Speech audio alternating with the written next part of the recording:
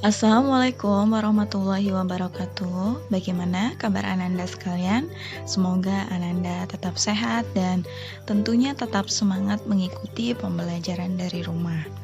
Seperti biasanya, pada hari Jumat Ananda akan belajar tentang mata pelajaran IPA. Pada hari Jumat ini kita akan memasuki materi baru, yaitu tentang lapisan atmosfer, di mana merupakan lapisan tempat terjadinya peristiwa cuaca. Oke, Ananda juga bisa membuka buku paket IPA Erlangga halaman 343 sampai 348. Baiklah, tujuan pembelajaran kita pada hari ini ada dua. Yang pertama, setelah mempelajari materi ini, diharapkan Ananda dapat menjelaskan pengertian cuaca dan unsur-unsur yang mempengaruhinya. Kemudian yang kedua, setelah mempelajari materi ini juga Ananda diharapkan dapat menyebutkan proses-proses yang dapat mengakibatkan perubahan pada lingkungan.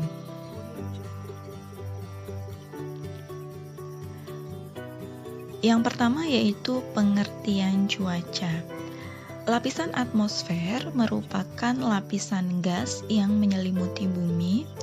Kita sudah membahas ini pada pertemuan pertama, di mana pada materi struktur bumi dan lapisannya, bahwa lapisan atmosfer kita ini terdiri dari 5 lapisan, yaitu ada troposfer, kemudian stratosfer, mesosfer, termosfer, dan eksosfer. Nah, Ananda sekalian, lapisan atmosfer tempat terjadinya peristiwa cuaca itu ada di lapisan troposfer, yaitu lapisan yang paling dekat dengan kita, atau lapisan yang paling dekat dengan permukaan bumi. Cuaca merupakan keadaan udara dalam waktu yang relatif singkat dan wilayah yang relatif sempit. Selanjutnya, faktor-faktor yang mempengaruhi cuaca itu ada beberapa. Yang pertama ada suhu udara, kemudian ada tekanan udara, ada kelembapan udara, arah kecepatan angin, awan, dan curah hujan. Nah, kita akan membahas satu persatu dari faktor-faktor yang mempengaruhi cuaca ini. Yang pertama yaitu suhu udara. Suhu udara itu dapat diukur dengan termometer atau nama lainnya yaitu termograf. Ananda dapat perhatikan ini ada 2 jenis gambar termometer. Yang sebelah kiri itu ada termometer ruangan. Biasanya digunakan untuk mengukur suhu udara dari suatu ruangan tertentu.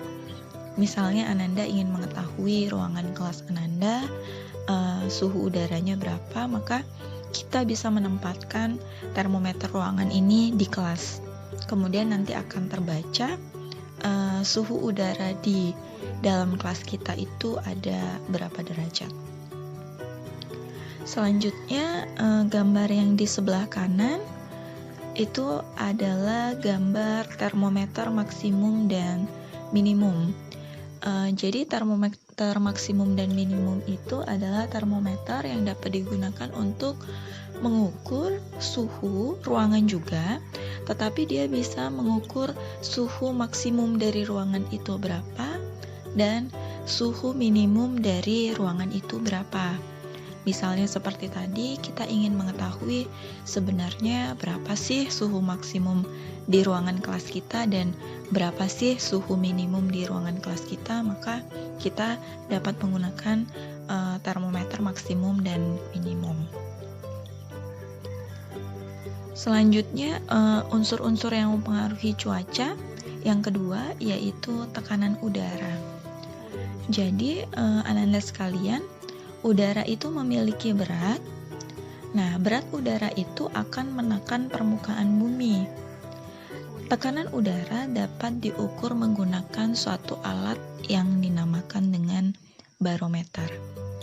Dalam SI itu sistem satuan internasional, yaitu satuan yang diakui oleh seluruh negara dan berlaku secara internasional, di mana satuan dari tekanan udara itu dinyatakan dalam satuan cmHg, kemudian atmosfer atau disingkat ATM, dan milibar atau MB. Jadi satu atmosfer itu bisa dituliskan dengan 1 ATM dan nilainya sama dengan 76 cmHg atau sama dengan 1013 milibar dan sama dengan 105 Newton per meter persegi. Jadi semakin tinggi suatu tempat dari permukaan laut, semakin rendah tekanan udaranya. Jadi apabila kita bandingkan tekanan udara yang ada di pantai dan tekanan udara yang ada di pegunungan, maka tekanan udara yang ada di pegunungan itu akan lebih rendah karena semakin tinggi permukaan suatu tempat dari permukaan air laut, itu akan semakin rendah tekanan udaranya. Selanjutnya unsur yang ketiga yaitu tentang kelembapan udara. Jadi kelembapan udara itu merupakan kandungan uap air yang ada di dalam udara. Ada 2 jenis kelembapan udara. Yang pertama yaitu kelembapan mutlak atau dinamakan kelembapan absolut. Dan yang kedua ada kelembapan relatif atau kelembapan nisbi. Untuk yang pertama, kelembapan mutlak atau absolut, yaitu besarnya massa uap air dalam gram yang terdapat dalam 1 meter kubik udara. Jadi misalnya kita punya wadah, di mana wadah itu volumenya 1 meter kubik. Nah, besarnya massa uap air dalam wadah kita yang bervolume 1 meter kubik itu tadi, itulah yang dinamakan kelembapan mutlak atau kelembapan absolut. Selanjutnya yang kedua yaitu kelembapan relatif atau kelembapan nisbi. Jadi pengertiannya itu adalah bilangan dalam persen yang menyatakan perbandingan jumlah uap air dalam 1 meter kubik udara pada suatu suhu dengan jumlah uap air yang dikandung dalam 1 meter kubik udara pada suhu tersebut. Jadi mungkin akan lebih jelas apabila kita masuk ke contoh ya. Ini ada contoh menghitung kelembapan udara, kelembapan absolut. Seperti yang Bunda katakan tadi, misalnya kita punya wadah, yang wadah itu bervolume 1 meter kubik. Berarti otomatis wadah itu apabila kita buka, maka akan berisi udara, di mana jumlah udaranya 1 meter kubik mengikuti wadahnya. Misalnya di dalam wadah tersebut terdapat 5 gram uap air. Berarti langsung dapat kita tarik kesimpulan bahwa kelembapan absolutnya itu adalah 5 gram per meter pangkat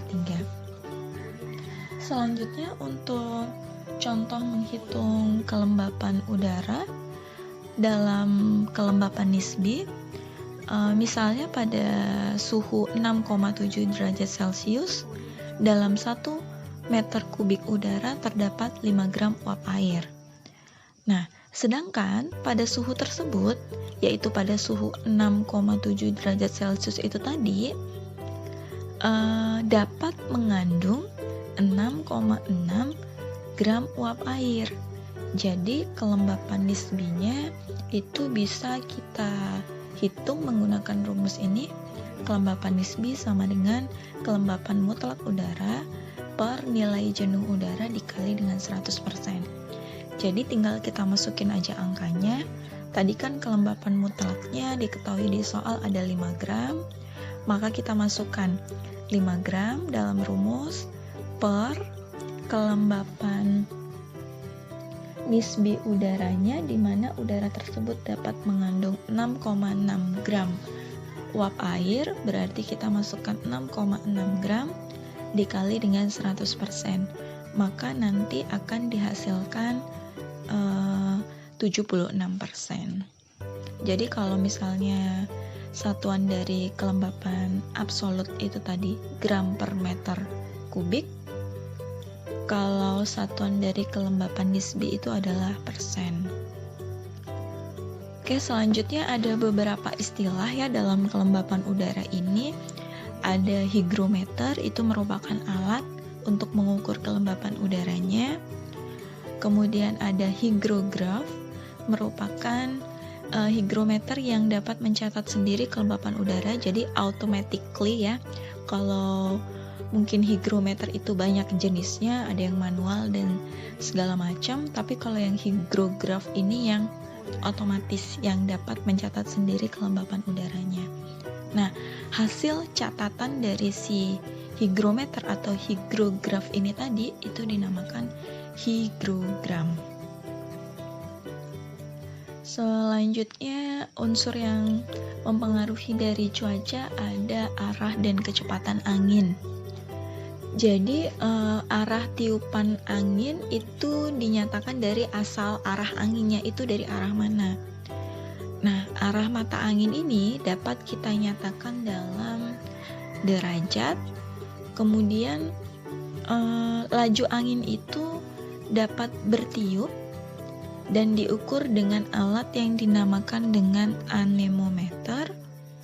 Arah dan laju angin dapat diketahui dengan alat yang dinamakan anemograf, dan hasil catatan dari anemograf itu tadi disebut sebagai anemogram. Jadi laju angin bertiup itu dapat diukur besarnya berapa dengan menggunakan anemometer. Ini ada contoh gambar anemometer, yaitu alat untuk mengukur kecepatan angin, di mana tadi yang diukur adalah laju angin dari arah tiupan angin. Selanjutnya ada awan. Jadi awan ini juga merupakan salah satu unsur yang mempengaruhi cuaca. Jadi kelembapan udara itu akan naik jika suhunya turun. Kemudian udara yang naik akan menjadi bertambah dingin. Tentu saja hal ini akan menyebabkan kelembapan udara menjadi naik. Nah, pada suatu saat akan tercapai uap jenuh.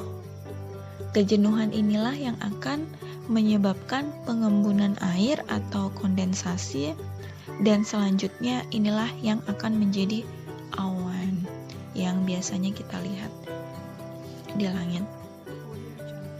Kemudian menurut ketinggiannya, Ananda, awan itu dibedakan menjadi 3 macam. Ada awan rendah, awan menengah, dan awan tinggi. Awan rendah itu awan yang ketinggiannya 0 sampai 2000 meter. Selanjutnya awan menengah itu ketinggiannya 2000 sampai 6000 meter.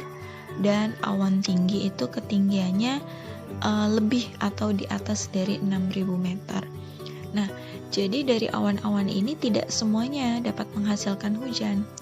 Hanya awan yang memiliki ketinggian sama dengan atau lebih dari 5000 meter yang akan menghasilkan hujan. Dengan demikian, awan yang dapat menghasilkan hujan itu adalah awan menengah, dengan catatan kalau ketinggiannya sudah mencapai 5000 meter, dan awan tinggi. Selanjutnya ada curah hujan.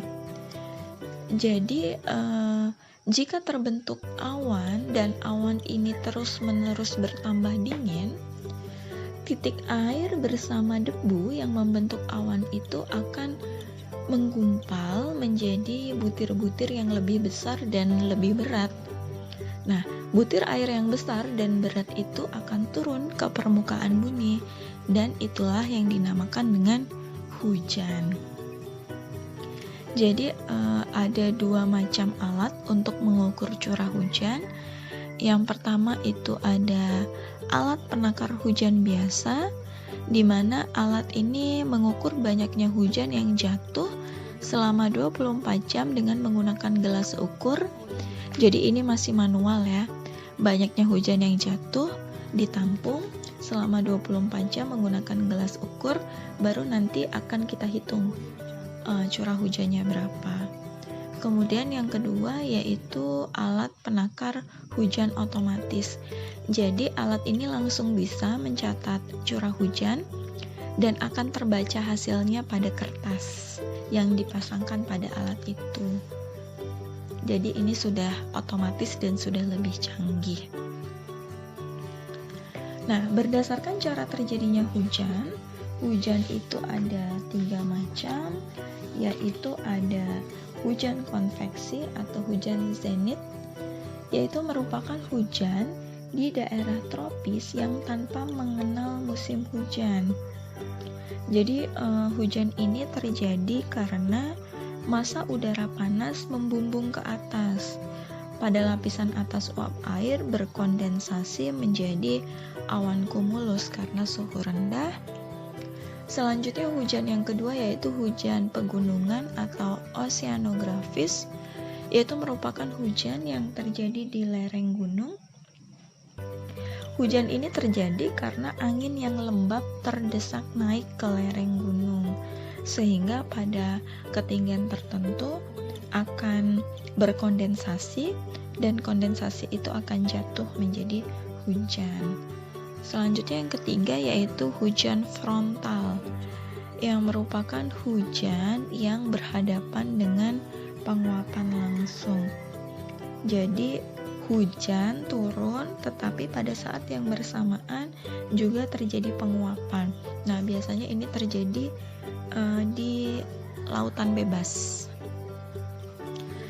Selanjutnya lingkungan sekitar kita atau proses-proses yang dapat mengubah lingkungan. Jadi proses yang terjadi di permukaan bumi itu dapat mengubah lingkungan. Salah satunya yaitu pelapukan. Jadi pelapukan itu bisa terjadi karena alam, bisa juga terjadi karena aktivitas manusia seperti pengeboran mineral, penebangan hutan atau penebangan pohon secara sembarangan dan lain sebagainya. Kemudian ini beberapa hal yang dapat menyebabkan erosi. Yang pertama angin. Angin itu dapat membawa butir-butir pasir halus, membentuk bukit-bukit kecil dan akhirnya menimbulkan erosi.